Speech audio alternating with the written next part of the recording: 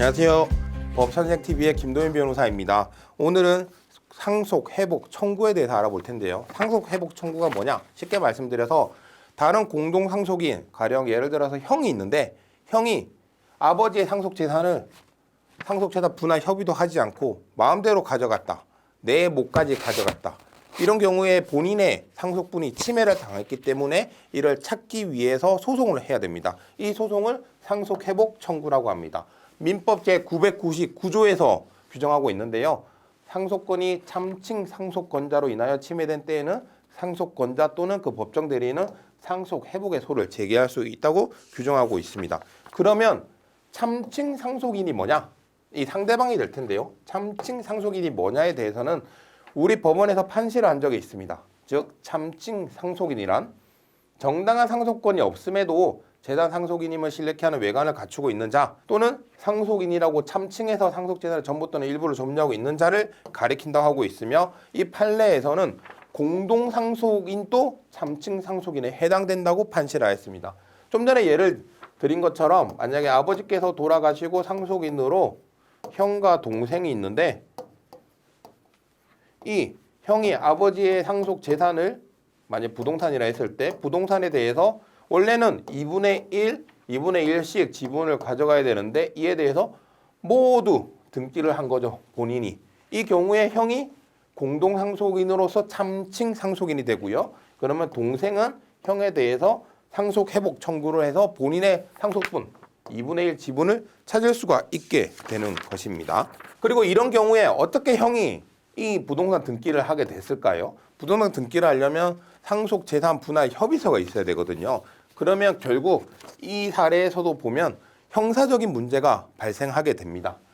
보통 이제 상속재산 분할 협의서를 위조하는 경우가 많은데요. 아니면 이제 상대방을 속이고 인감증명서를 주면은 내가 너 명의로 등기를 해주겠다 라는 식으로 속이고 이제 받아서 본인 앞으로 하는 경우가 있습니다.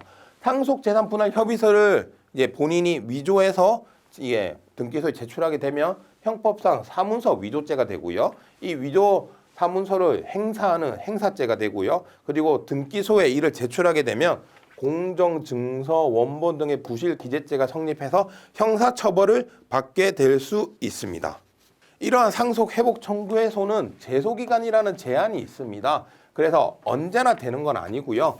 이 상속회복 청구권은 그 침해를 안 날로부터 3년 그리고 침해 행위가 있은 날로부터 10년 이 경과하면 소멸됩니다. 이는 제척기간이고요. 소멸시효 중단이 되지 않기 때문에 이거는 무조건 기간을 지키셔야 하고 그리고 이건 소송으로만 청구하실 수 있습니다.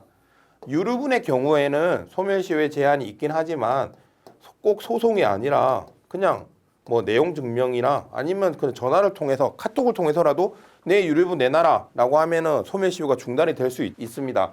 그에 비해서 상속회복 청구는 꼭 소송으로서 제기해야 되며 그 침해를 안 날로부터 3년, 침해가 있은 날로부터 10년 내에 무조건 자신의 상속회복 청구를 해야만 보호를 받을 수 있다는 점 이를 꼭 확인을 하셔야 됩니다.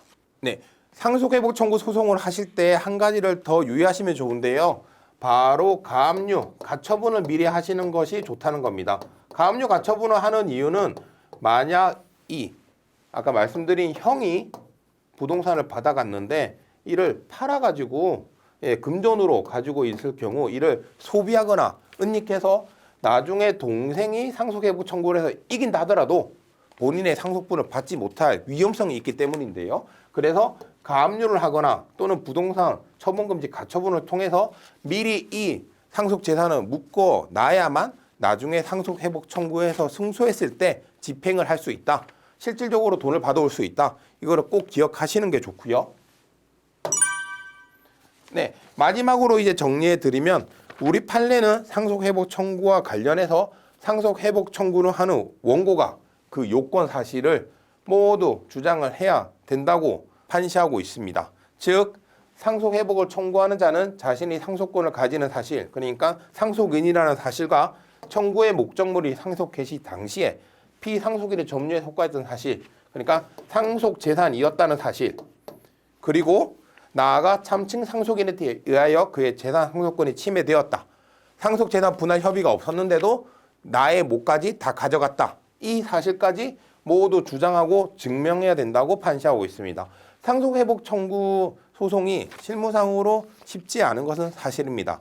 다만 이런 사실관계들을 잘 정리해서 이런 요건들을 하나하나 주장을 한다면 이 상속회복 청구 소송을 통하여 본인의 상속분을 찾을 수 있으니 만약 다른 공동상속인, 형, 누나, 동생, 기타 등등 공동상속인에 의해서 본인의 상속분이 침해를 당했다면 꼭 그 기간 안에 상속회복 청구 소송을 통하여 본인의 권리를 되찾으시길 바라겠습니다. 감사합니다.